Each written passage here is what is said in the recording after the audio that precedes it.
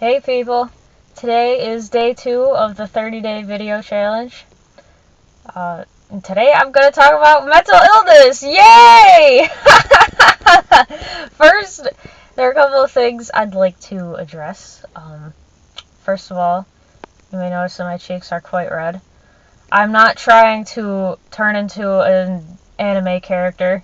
I have sunburns. Second, I am in my car right now, which I have spent more time in here than any sane person should spend in an automobile. I think it'll just be easier for me to record in here than outside or, in the house, because there's too many people in the house and stuff like that. But anyway, so what? Also, I think it'll just be easier to keep the camera stable this way, whereas yesterday I was all paranoid and stuff, looking around and everything. But now I'm just sitting, and my tablet's on my lap, so I think this will work out okay. And if someone walks by me, I will say hello. Oh, and by the way, yes, I do have clothes on, don't be scared.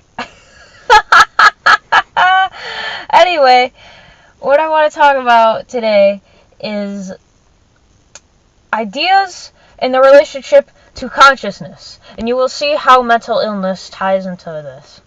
So, yeah, I'm still going to look around to see if anyone's coming out of the front door, so I'll still be paranoid today. Anyway, let me stay on point. So,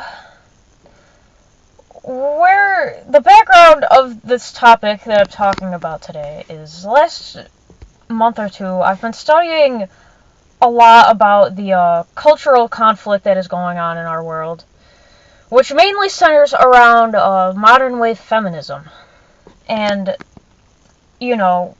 what I have found is that basically feminism isn't wrong. It's perpetuating mental illness in our culture because it's telling women all sorts of lies. Not only that, but it is basically, it's not really feminism at all. Feminism doesn't care about women. It's cultural Marxism by another name.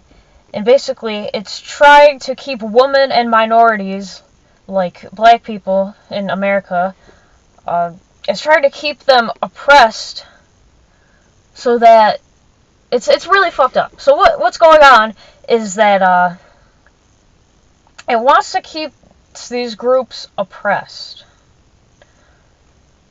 And it doesn't tell them that. It tells them that they are oppressed and they need them, their leaders, which are the Democrats, to empower them. But the problem here is that this narrative has been going on since the 1960s, and it's like, okay, Democrats, when are you going to empower us? Like, you just keep keeping us in your back pocket, you keep telling us, hey, we have more rights to get, and it's like, no, I think we do have all our rights now, but now they just keep going, and it keeps getting crazier. Like, they're telling us that, oh, we have to language police now, and if someone says cunt, it's the end of the world. It's not, it's even worse than that. It's like, you can't say mother and father because it might offend a gay couple who wants to adopt children, or you can't say mother in the hospital because it might offend a transgender person. It's like, I don't even want to talk about it because it's so stupid. It's so stupid. When I write about it, like, it's harder to convey how just appalled I am by the whole thing, but when I make videos, I can just tell you all. I can just laugh about it and show you really how dumb it is. Like, I've written thousands of words about it, okay? You can go read them if you want, but if you're watching my videos, you probably already know. And as I did yesterday, I will link to all relevant articles that I've written in the description. So the articles are more in depth, and the video is largely about me just conveying the message in another way that is harder to do through writing. And so yes. Anyway, so on the other side of the leftist ideology of quote-unquote feminism, we basically have conservative traditional ideas that men and women, you know, it's like male and female are complete on their own, but when they come together, they're even better. So it's like the masculine is about strength and force and assertiveness and perhaps logic and intellect too. Whereas the feminine is about being nurturing and yielding and understanding. And the way that it's supposed to work optimally is that the feminine yields to the masculine in a domination submission type relationship. And it sounds like it's all about power and there's no love, but that's not really how it is. The idea is that the woman is supposed to be able to feel comfortable just being a woman. And when she's out on her own, then she will have to be more assertive and basically manlike. But when she is just with her man, whether they're in public or at home or whatever, she can just relax into being a woman and let him be the man. And, by yielding to him, she can really open her heart to him and just be a woman. And that means a lot, to a large extent, that just means being loving and being soft and in your heart, and it's just really beautiful. And I'm only even talking about this from an intellectual third-party standpoint because I've never been with a man in any way, shape, or form. But just based on what I've read and basically just based on logic, really, this is I just know that it works this way. Okay. And you can weigh in the comments, unless I close them, like a leftist dictator censorship type person. But we'll see. So there's that conservative side of things too. But on the conservative side of things are also other ideas like this is basically the way that man-woman relationships like this are what makes a society powerful. And I'll just get into it. Like, homosexuality is, in our day and age, it largely is the product of brainwashing by the leftists and the eugenicists, which are basically the one and the same. They're pushing this homosexual agenda because they want to break families apart and they don't want people to reproduce because they want depopulation. So it's like, homosexuality, there's a lot of problems with it because it's being artificially pushed on the population.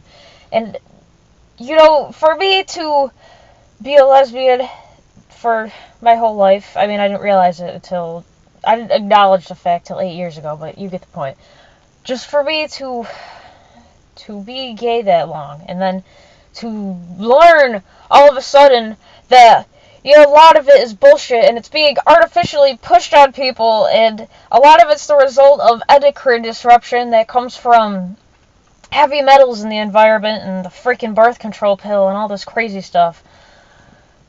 That's really hard. That's really hard to take in, and for a while, it pushed me more towards the right. Like, okay, maybe there's this absolutist way that reality works, and it's like, maybe they're right. Maybe being gay just doesn't work at all. Maybe it's nothing but a way to end societies, and it's all just bullcrap.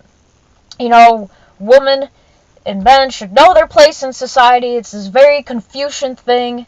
The ancient Chinese know what they were talking about, and, maybe we do need to go back to before the 1950s and just live in a more traditionalist way. So, for a while I got pushed very far to the right. But, I couldn't, honestly, I racked my brains over this day and night. And, it makes so much sense, the conservative viewpoint. I will be honest. But at the same time, I just couldn't honestly say that I personally am all there. It's like, I've questioned my sexuality for hundreds, if not thousands of hours in all these different ways. I've written blog posts about it. And I'm at the end of it all, I'm still gay. It's like, I've been detoxing and I've questioned myself and I seriously entertained the possibility of liking men. But at the end of all of it, I'm quite clear that I would only be happy just being with a woman. And it's like, okay, I have to be honest with myself about that. It's like, alright, well, it's hard to have that in mind and also have this absolutist view of reality where the conservatives are right and basically, the whole man-woman dynamic is what works and being gay doesn't, and so on and so forth. So,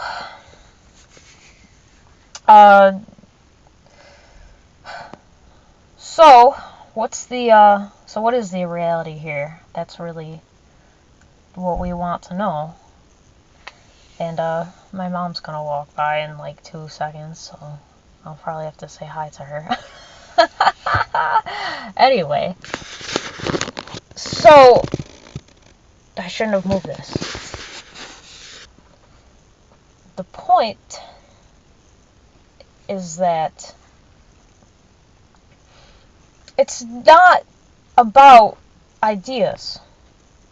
It's not about the ideas, because consciousness is timeless and infinite, but ideas, the effectiveness, you see, there is absolute truth.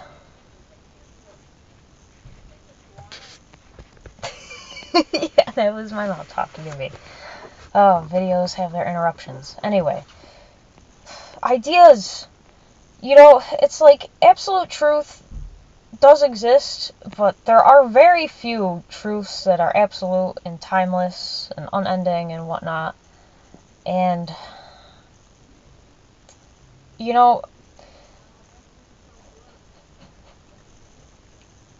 oh my gosh. Anyway, I'll probably edit that out later. So, consciousness is the thing here that we're really concerned with, not ideas. Ideas, the effectiveness of ideas is relative to the state of consciousness of both the individual in question and the state of consciousness of all of humanity at any given time. So it's not about the ideas. You see, if an idea, this is where I wanted to tie in the mental illness thing. If an idea, I gotta backtrack a little bit first.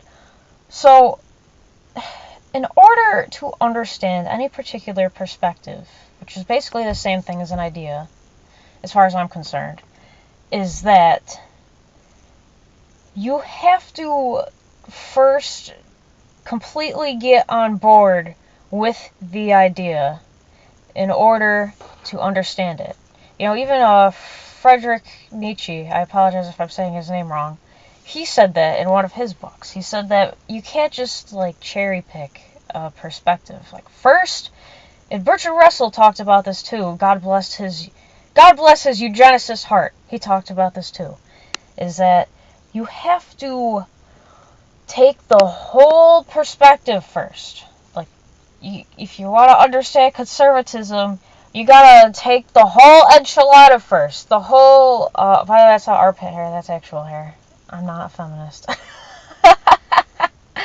You have to take all of the, the traditional marriage, the traditional man-woman roles, the financial conservatism. You gotta take all of that together if you want to understand conservatism, and in your mind, seriously entertain that idea and say, okay, this is the perspective of conservatism. You have to really just grab it by the balls and know that this is how it works, alright? Just don't doubt any of it at first. Just be like, okay, alright, I got you. This is what you're, this is what you're proposing here, alright? I get it. And you have to seriously, you have to put it on you like a band-aid.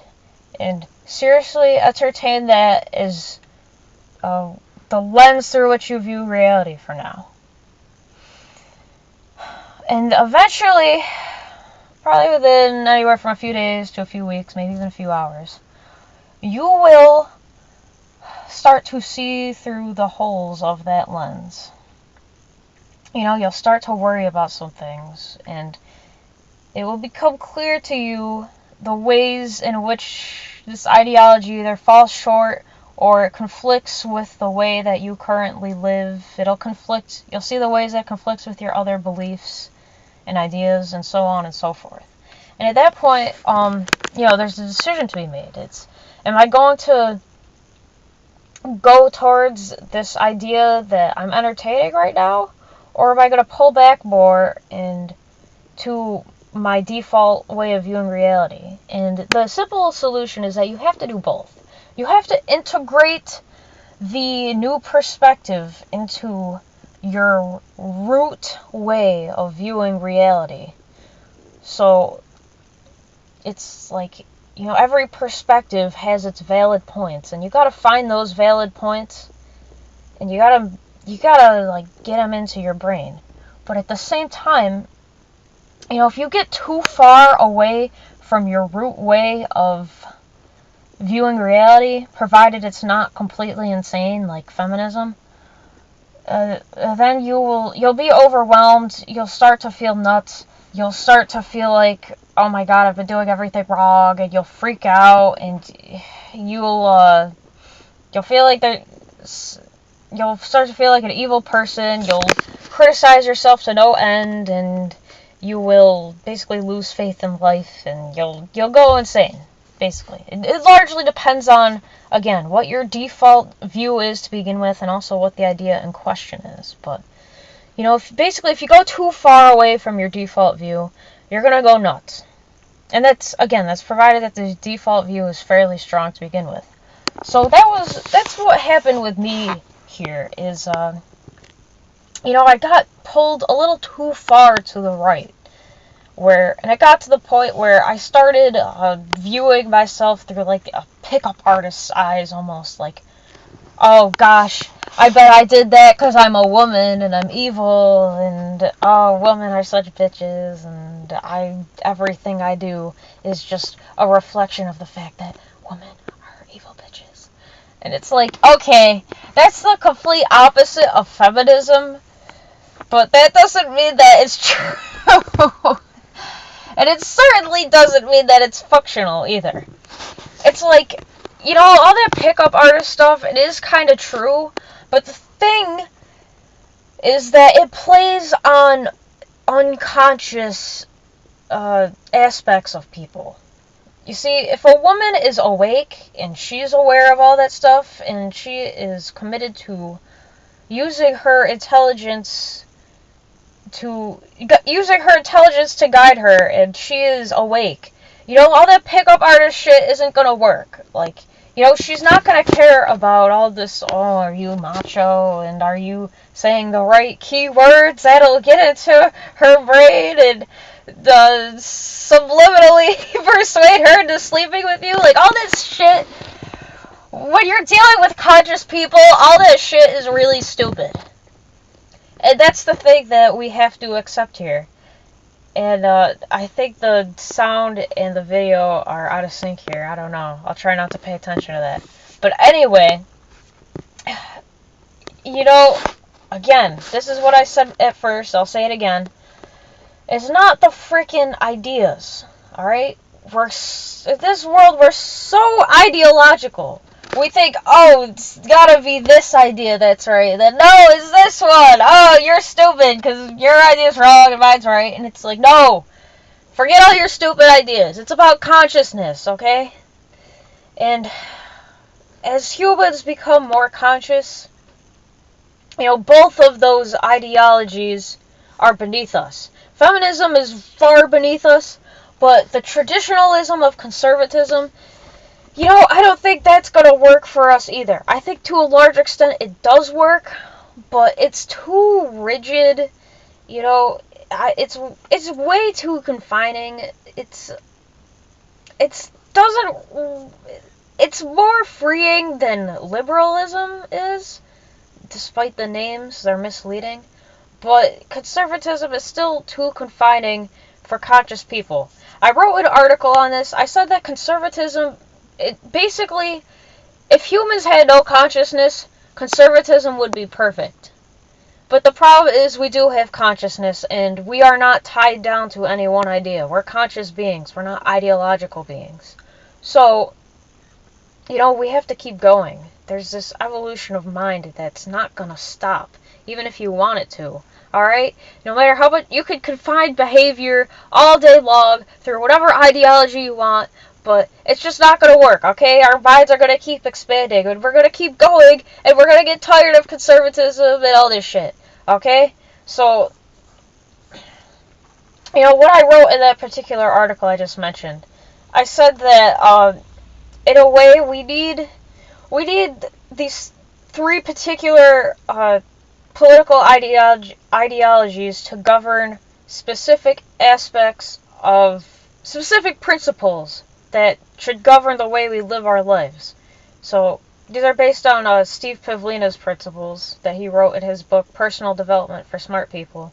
I said that conservatism should be linked to truth because as I said earlier, certain truths are timeless, and because conservatism basically espouses traditional, long-held, basically timeless ideas, it makes sense to have conservatism tied into truth. And then I said that liberalism should be attached to love, because liberalism is about ensuring people that it's okay to be different, and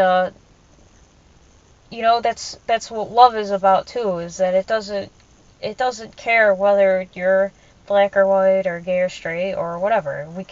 It's really just about, the essence of love is just to connect regardless of bullcrap, basically. And then finally, power, I said, should be governed by libertarianism because true power is about not overpowering other people, but it's about your power as an individual. And that's what libertarianism is all about, is that it cares about individual freedom. And individual freedom is necessary to an individual being powerful and being able to realize their desires and their destiny as a person. So that was the premise of that article, is instead of let's all be wed to one ideology and then fight over who has the best one, why don't we accept that each ideology has its place, and each one does better in some areas than others. So let's put conservatism with truth, let's put liberalism with love, and then libertarianism with power. And when you do that, that is the most effective way of viewing the world from a political standpoint. But there was something in that article that I didn't say that's really important, and maybe I'll go back and add it, is that the combination of truth, love, and power is intelligence. And intelligence is basically consciousness. Intelligence, I will say, is the consciousness of an individual person. So that's what I mean, like, when I say you're guided by your own intelligence. And intelligence cannot be held down by any ideology. Intelligence can see the valid points in each ideology, but it is not restrained by any one idea. Intelligence just is. It is the essential stuff of us and of reality as a whole, and it cannot be constrained by any ideas except artificially and temporarily. So intelligence is more powerful than ideas, and that means that you are far more than the product of any combination of ideas that you could believe in.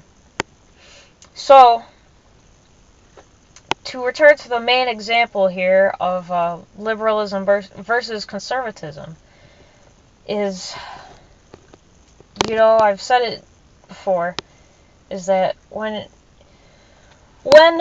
people are of a high enough level of consciousness, all this gender, race, sexuality, whatever stuff, that doesn't really matter anymore. Then we can behave and relate to one another based on timeless principles rather than all this biological, subconscious bullshit.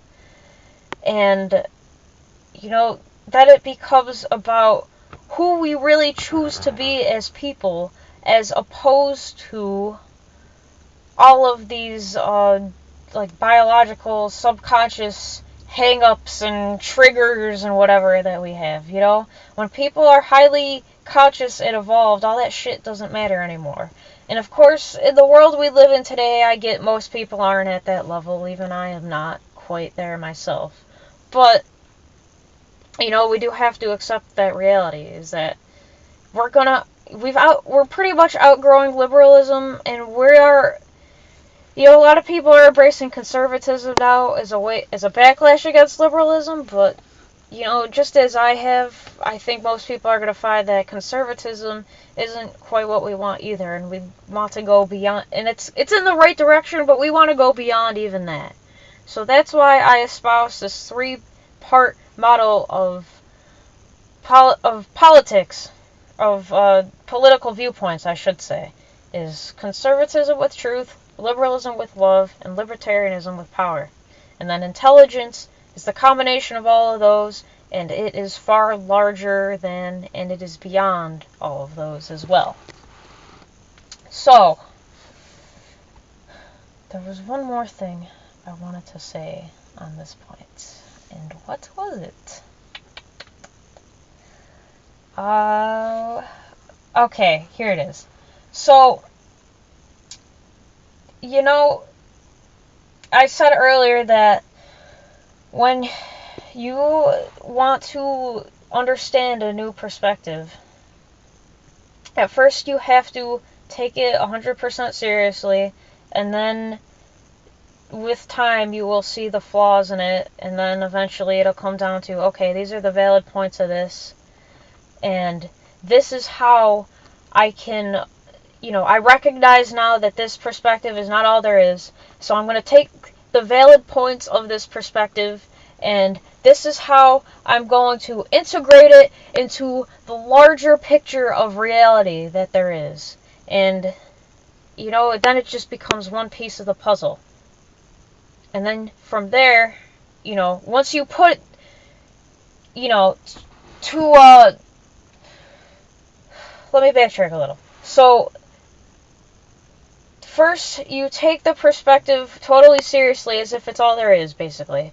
And then, in a few days to a few weeks, you see that it's just one piece of the puzzle, and as a puzzle piece, it has holes in it, and it's not complete on its own.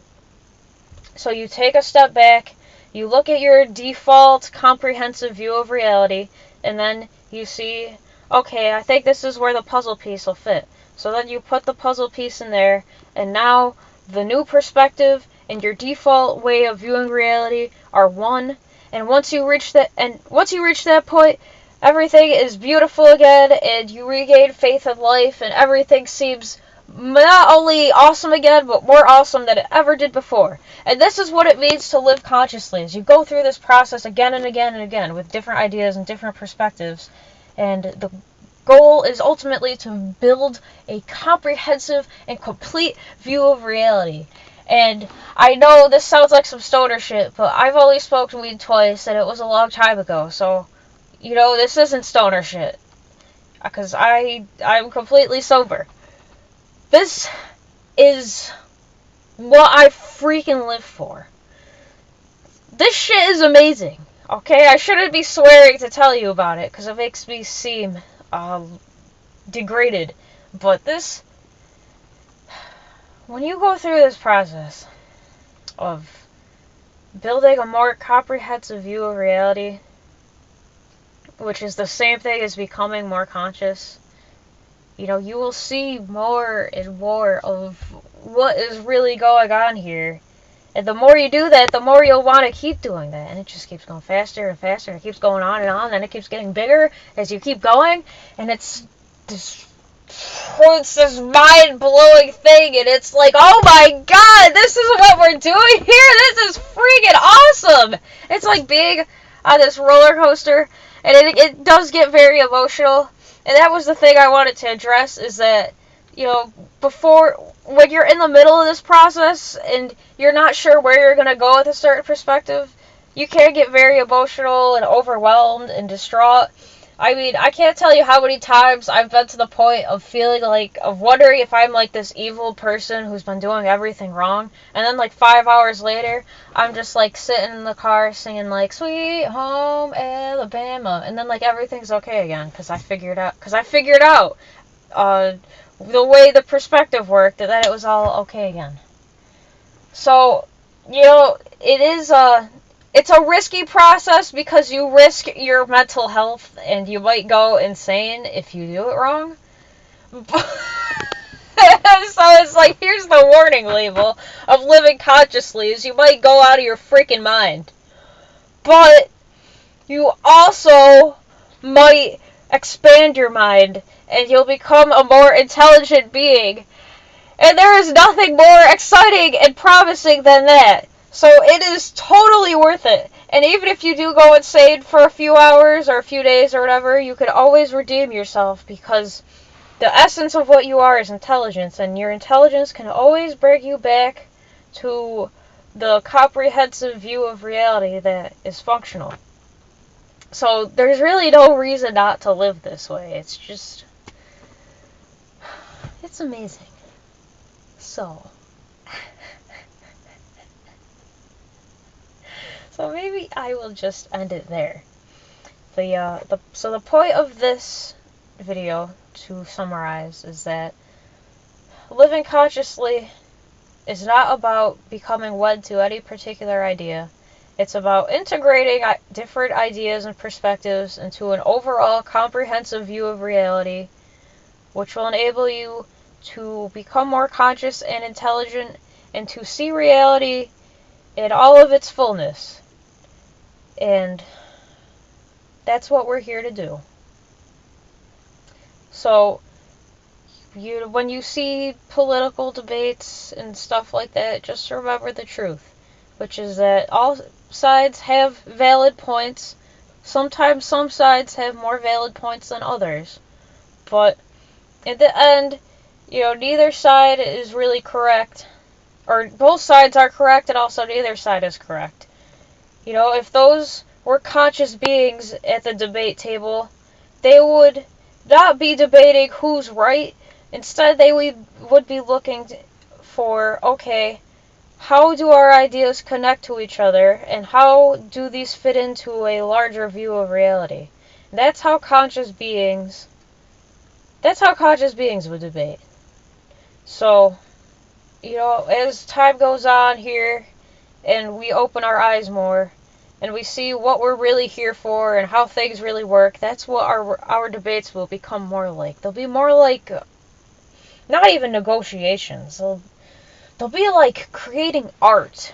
It's the art of creating, not just creating reality, but another way of stating it is creating a comprehensive view of reality. That's the art.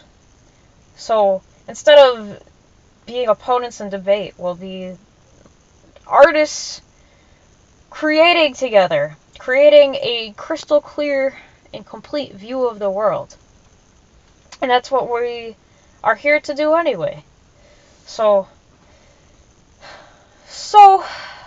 the next time you are not sure of what to think about a situation, just remember what I've said here and see if you cannot find a comprehensive way out of your ideological crisis. I really do like that word, comprehensive. It's so elegant. It just covers so many bases, and that's what we're trying to do, is cover all the bases. So, I'm gonna leave it at that. I will just let this video be left in the ineffable. I think you get the point. So, until tomorrow, peace out.